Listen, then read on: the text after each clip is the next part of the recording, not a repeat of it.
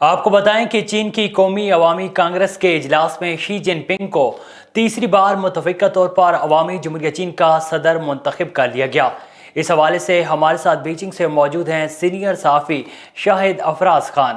شاہد، چینی صدر کے انتخاب سے متعلق کیا تفصیلات ہیں، بتائیے گا۔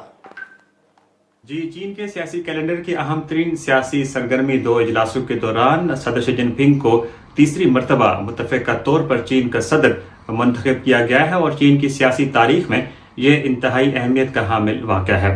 ان پچھلے 10 برسوں کے دوران اگر صدر شی جن پنگ کی کارکردگی کا جائزہ لیا جائے تو ان کی قیادت میں چین نے غربت کو مکمل طور پر شکست دی۔ اس کے علاوہ انسداد وبا کے دوران بھی دنیا نے دیکھا کہ کیسے چین نے نہ صرف اس وبا پر قابو پایا بلکہ جو اقتصادی، معاشی، سماجی ترقی ہے اس کو بھی آگے بڑھایا۔ اس کے علاوہ زندگی کا کوئی بھی شعبہ اٹھایا جائے جس میں سائنس اور ٹیکنالوجی ہو، زراعت ہو، ماحول ہو یا پھر اسپیس ٹیکنالوجی کی ہی بات کیوں نہ کی جائے، تو یہ شی جن پنگ کی قیادت ہی ہے جس کی بدولت آج چین تعمیر و ترقی کے سفر پر گامزن ہے۔ آج چین دنیا کی دوسری بڑی معیشت ہے اور ماہرین یہ توقع کر رہے ہیں کہ جلد ہی چین اس حوالے سے صف اول کی معیشت بن جائے گا۔ جی